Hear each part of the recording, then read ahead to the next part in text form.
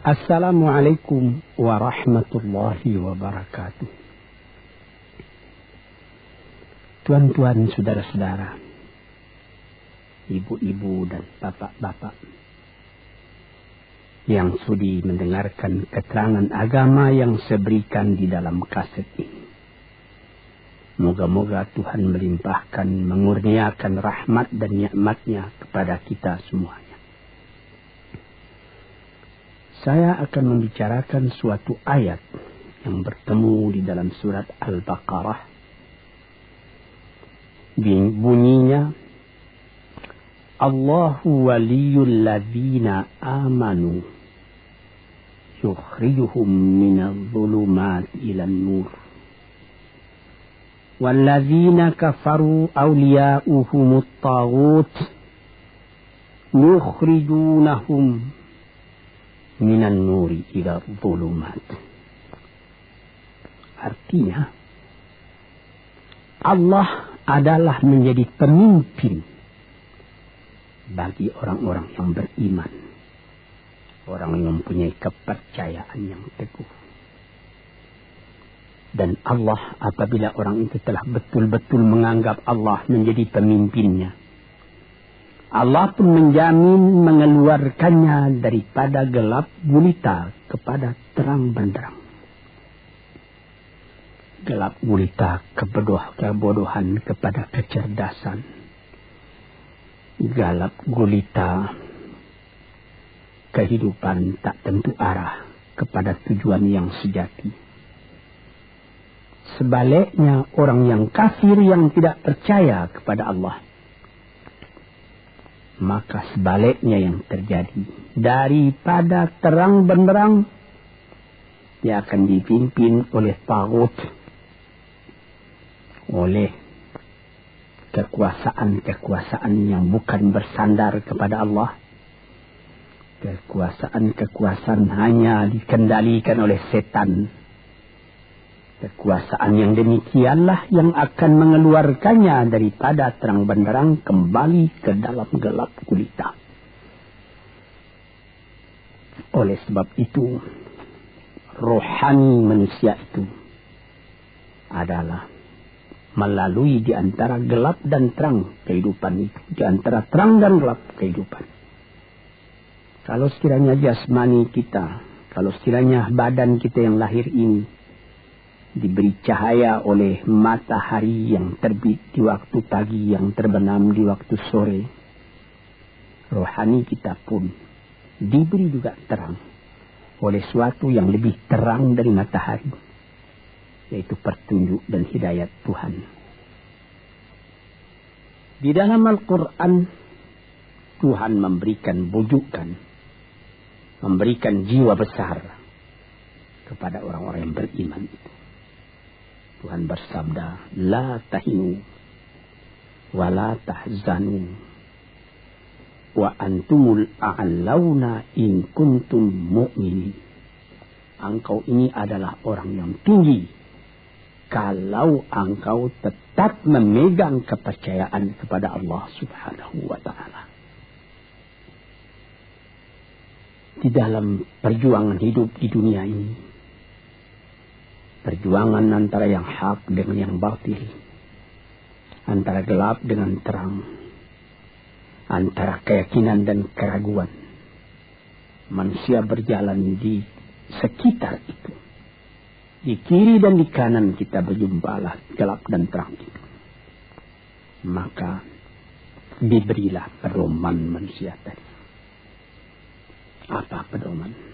Walaupun bagaimana hebatnya, geloranya, tofannya, halim bubunya, ombaknya dan gelombangnya kehidupan itu, manusia mesti teguh berpegang kepada iman. Sebab kehidupan di dunia itu menurut peraturannya ialah tidak ada yang tetap.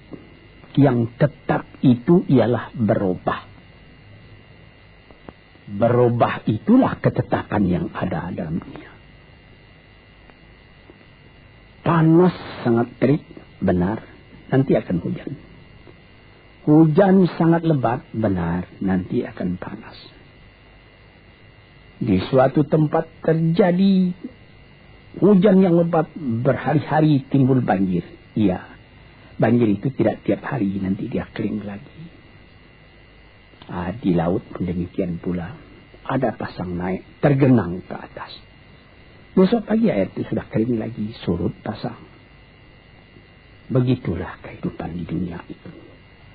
Itu harus kita yakini supaya kita jangan terombang-ambing dalam kehidupan itu. Kalau kita sudah mulai terombang-ambing, tahu-tahu walaupun bagaimana terangnya hari, gelap timbul dalam jiwa kita sendiri. Walaupun panas terik, kita berhujan. Hujan oleh keingat kita sendiri. Jadi yang penting di sini menjaga hati. Sampai Rasulullah Nabi kita Muhammad sallallahu alaihi wasallam, inna fil jasadi mudghatan, di dalam tubuh manusia itu ada suatu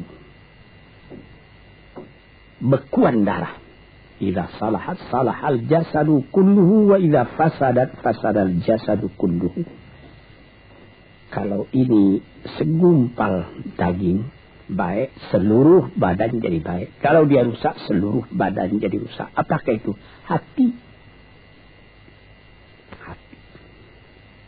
Kendali terletak dalam hati kita.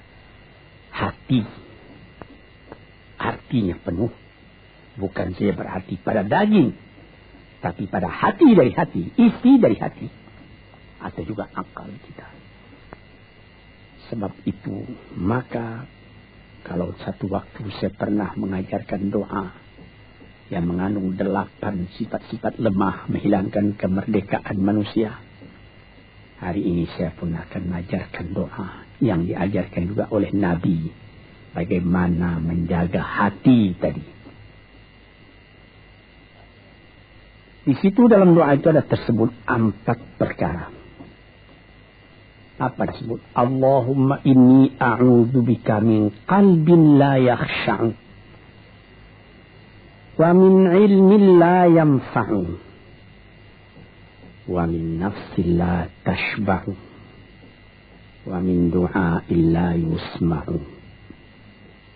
Jadi 4 perkara.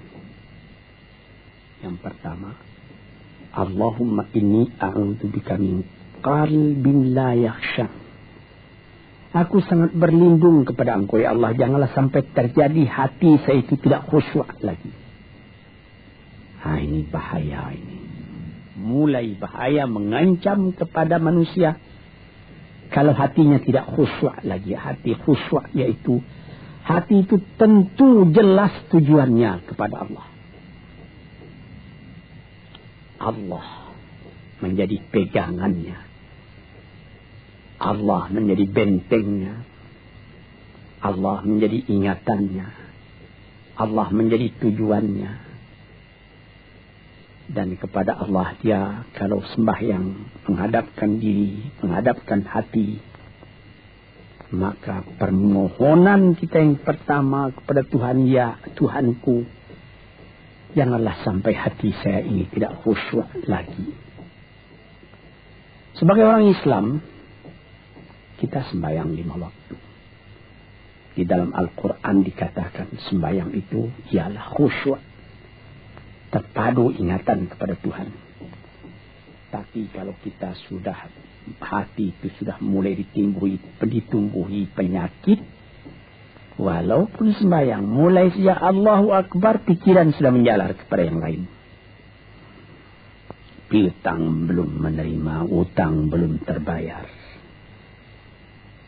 makanan belum masak, macam-macam lah yang teringat. Padahal kita dalam sembahyang. Ini apa arti sembahyang tadi lagi? Ini sudah mulai berbahaya ini. Banyak orang yang tidak meninggalkan sembahyang, tapi tidak ada bekas dari sembahyang itu kepada kehidupannya. Di dalam sembahyang kita baca inna salati wa nusuki wa mahyaya wa mamati lillahi rabbil alamin. Sesungguhnya sembahyangku dan ibadatku dan hidupku dan matiku sama sekali terserah kepada Allah. Ini dirasakan dalam hati, bukan cuma disebut di dalam mulut. Bagaimana dikatakan, bukan jadi lip and service sebagai seput tangan atau gosok-gosok mulut, bukan begitu. Yang dari hati. Kalau sudah dari hati yang khusyuk, ini berbekas kepada kehidupan. Aku tak takut menghadapi segala keadaan dalam hidup, sebab hatiku bertali dengan Tuhan. Dan Tuhan aku datang, kepada Tuhan aku akan kembali. Ini namanya hati yang khusyuk. Tapi kalau sekiranya bacaan tetap fasih, tapi tidak ada lagi dari hati, melainkan rutin saja. Bayang, 5 waktu sehari semalam, tapi tidak merubah kepada perangai, tandanya sembahyang tadi tidak khusyuk. Ini yang pertama kita minta kepada Tuhan. Janganlah sampai kita mempunyai hati yang tidak khusyuk, hati yang tidak teringat kepada Allah.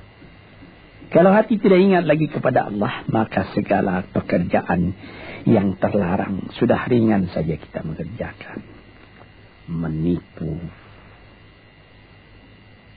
berdusta, membujuk orang lain mengerjakan perbuatan yang salah, mencela, memaki, itu karena tidak ingat kepada Allah, cuma ingat kepada diri sendiri saja. Ini yang pertama. Yang kedua dikatakan, wa min ilmin la yanfa', dan aku berlindung kepada Engkau ya Allah daripada ilmu yang tidak memberi manfaat. Padahal disebutkan oleh ahli-ahli, ilmu yang memberi manfaat itu membawa manusia kepada iman. Al-ilmu yad'u ilal iman. Ilmu itu membawa manusia kepada iman. Sekarang sudah ilmu banyak, tapi tidak membawa kepada iman, melainkan membawa kepada celaka. Sudah maju kepandaian orang, ilmu, pengetahuan orang, teknologi orang, sains orang, knowledge orang, dan segala macamnya. Tapi tidak ada manfaatnya kepada manusia. Cuma bahaya karena ilmu tadi yang datang kepada manusia. Sebagaimana ilmu manusia di abad ke-20 yang sangat penting, yaitu tentang tenaga atom. Maka timbullah bom atom, bom hidrogen, nuklir. Sehingga manusia diancam sekarang ini oleh bahaya atom itu di mana-mana. Apabila kita lihat di televisi, bagaimana mengadakan demonstrasi di Australia, di Jerman Barat, di tempat-tempat yang lain, melihat bagaimana bahaya atom itu kalau terjadi perang dunia yang ketiga. Ya Rabbi ya Karim, bom atom yang jatuh di Hiroshima itu belum ada artinya dibandingkan dengan bom yang sekarang, yang sedang disimpan oleh kerajaan-kerajaan, oleh negara-negara besar untuk menghancurkan. Nah ini ilmu. Tetapi ilmu yang membawa bahaya, bukan saja tidak memberi manfaat, bahkan memberi bahaya. Di sini terasa oleh kita bahwa ilmu yang ada itu pun mesti dikembalikan atau dikendalikan oleh iman. Kalau tidak, maka nyawa manusia ini akan dipandang sebagai sampah saja. Dijatuhkan satu bom hidrogen ke dalam kota Jakarta ini, na'udzubillahi min dzalik. Umpamanya dimasukkan ke kota Jakarta ini, satu bom hidrogen saja, itu sudah habis penduduk Jakarta yang lebih dari 5 juta ini. La haula wala quwata illa billah. Hari ini diminta kepada Tuhan, ya Allah, majulah ilmu manusia, majulah teknologi manusia, tetapi jangan hendaknya kemajuan itu membawa kepada bahaya. Jangan ilmu pengetahuan itu membawa kepada yang tidak memberi manfaat. Ini doa yang kedua kepada Allah Tuhan sarwa sekalian alam. Yang ketiga disebut lagi, wa min nafsin la tashba'u, dan aku berlindung kepada Allah daripada nafsu, daripada diri, daripada ego, daripada tiap-tiap masing-masing diri ini yang tidak merasa kenyang. Ini juga bahaya besar. Inilah yang menimbulkan penjajahan di dunia. Inilah yang menimbulkan, disebut dalam bahasa Arab, al-ghazwul fikri, penjajahan. Sesudah Perang Dunia Kedua sudah banyak negeri-negeri yang merdeka, tetapi sekarang timbul lagi penjajahan baru. Apa? Penjajahan fikiran.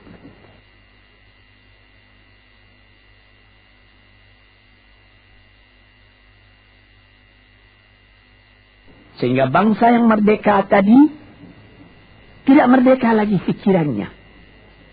Dia merdeka di dalam meniru kepada bangsa yang lebih kuat. Itu namanya terjajah juga. Jadi tuan-tuan yang terhormat, apa pangkalnya ini? Daripada nafsu serakah manusia. Nafsu serakah manusia sebagaimana tersebut di dalam hadis. Lau kana libni adama wadiyani min zahabin labtagha salisan. Wa ma yamla'u jawf ibni adama illa turab. Kalau manusia itu mendapat suatu lembah yang penuh dengan kekayaan emas, suatu lembah, dia ingin supaya mendapat satu lembah lagi yang penuh juga dengan emas. Dapat 2 lembah, dia minta 3 lembah lagi yang penuh dengan iman. Nafsu manusia tidak pernah kenyang. Padahal akhirnya kalau dia sudah menutup mata, tidak ada yang akan memenuhi perutnya melainkan tanah. Saya teringat akan cerita yang disampaikan oleh Graf Leo Tolstoy, pujangga Rusia yang terkenal, bahwa orang yang tidak mempunyai nafsu yang kenyang itu, pada suatu hari katanya, ada satu orang kaya mempunyai tanah yang luas. Dia mengatakan kepada orang, boleh tuan-tuan mengambil tanah kepunyaan saya ini, berapa tuan suka, berapa tuan mau. Syaratnya cuma begini, sepanjang yang tuan berjalan dari timur ke barat, lantas sebelum matahari terbenam, tuan sampai kembali ke tempat tuan melangkah pertama tadi. Berapa saja tuan suka, boleh ambil tanah ini. Maka datanglah si tamak tadi. Tuan yang punya asli tanah tadi mengatakan, bawalah bakal, jangan lapar di jalan nanti.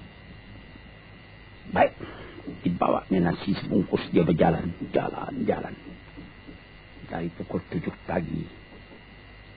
Kalau diambil kekuatan, hendaknya pukul 10 dia sudah makan.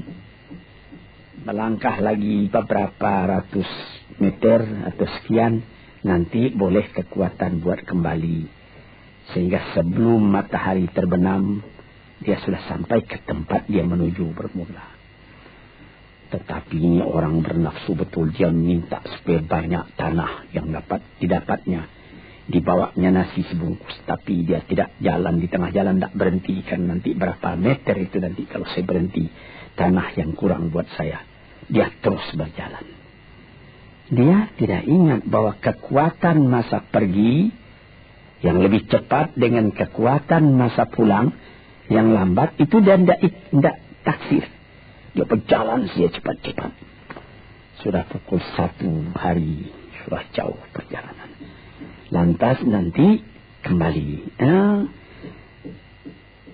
Kelemahan badan, kondisi dan suatu situasi tidak sama lagi. Tidak secepat dia pergi dahulu lagi dia pulang kembali. Maka bukan pukul 7 dia sampai, atau pukul 5 sore tadi dia sampai ke tempat dia berjalan bermula.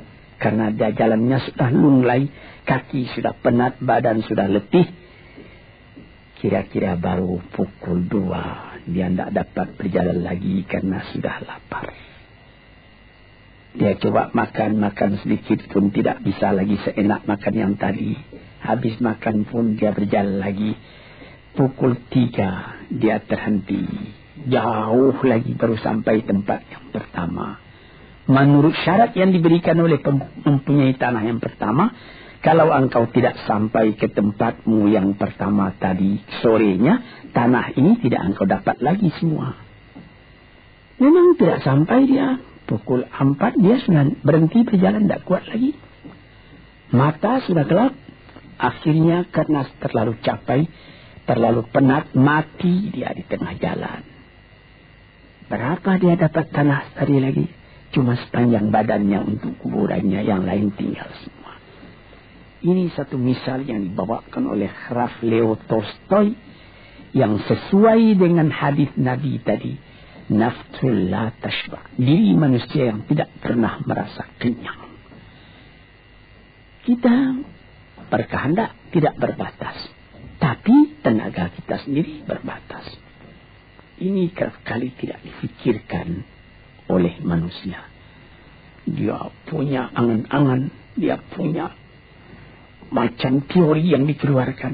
Dia lupa bahwa nanti tenaganya itu akan terbasas karena sakit, karena lapar, karena tua.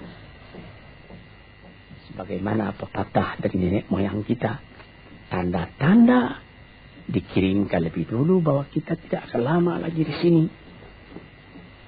Apa? Rambut, gigi, mata sudah mulai kabur. Uban sudah mulai bertabur. Gigi sudah mulai gugur. Kulit sudah mulai kendur. Kalau mata sudah kabur, uban sudah bertabur, gigi sudah gugur, kulit sudah kendur, sudah 4 perkara. Yang kelima ialah pintu kubur. Ini kerap kali manusia lupa yang demikian. Sebab itu dikatakan, ya Tuhanku, janganlah sampai aku ditumbuhi oleh penyakit nafsu yang tidak mau kenyang-kenyang itu. Nah ini.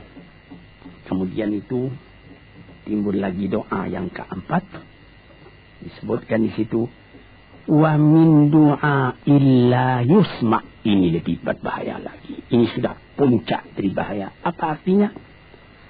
Dan aku berlindung kepada Engkau ya Allah daripada doa yang tidak didengar lagi. La ilaha illallah. Mendoa ya Allah, kasih aku ini, kasih aku kesempatan, tapi tidak didengar lagi.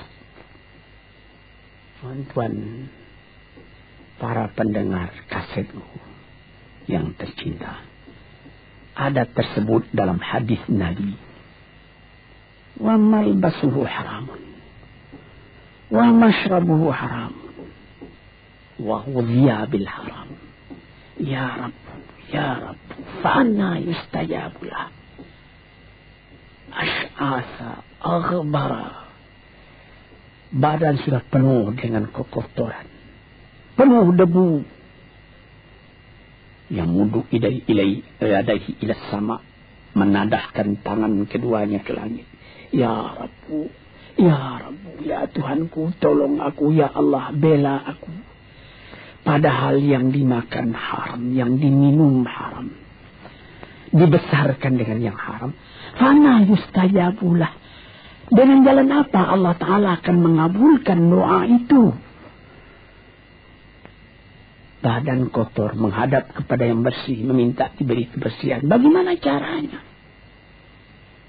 Tuan-tuan yang terhormat, pernah dalam Quran Tuhan mengatakan, la yanzuru ilaihi wa la yukallimuhum Allah wa la yanzuru ilaihi. Allah tak mau mengajak dia bercakap dan Allah tidak memandang kepada dia. Saya sendiri dengan segala kerendahan hati mengatakan bagaimana beratnya kita bertemu dengan seorang orang besar Lalu dia mengulurkan tangan kepada kita. Tapi mata kita tidak dilihatnya. Sengsara rasanya. Bagaimana dengan Tuhan kalau Tuhan tak mau melihat kita? Nah, sebab itu, para pembaca, pendengar kaset yang tercinta, berdoalah kepada Tuhan supaya hati kita selalu terbuka. Jangan sampai kita mempunyai hati yang tidak khusyuk, ilmu yang tidak memberi manfaat, jiwa yang tidak pernah kenyang, dan doa yang tidak didengar. Ya Allah, dengarkan doa kami dan tunjukkan kepada kami jalan yang benar dan beri kami terang dalam kehidupan ini.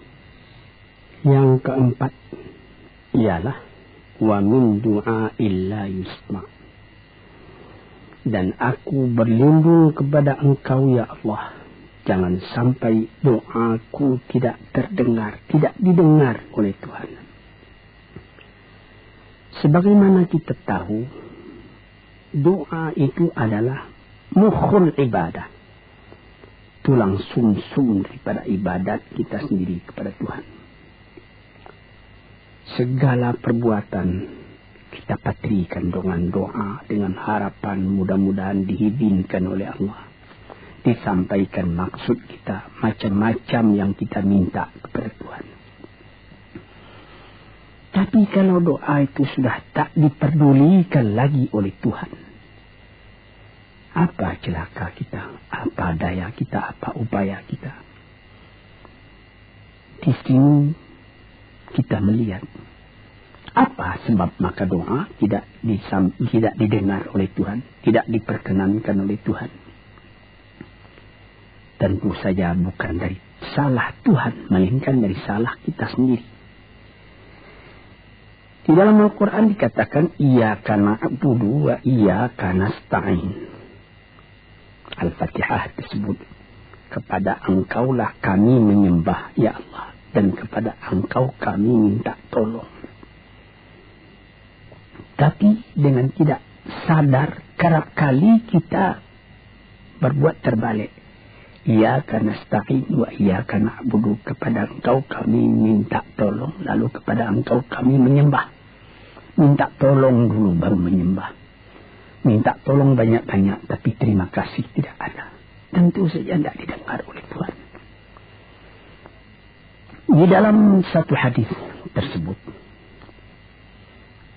Asy'asa al-ghabbara yamuddu yadayhi ila sama'i ya Rabbu ya Rabbu, wa mat'amuhu haramun wa mashrabuhu haramun wa malbasuhu haramun wa ghudhiya bil haram fa anna yustajabulah.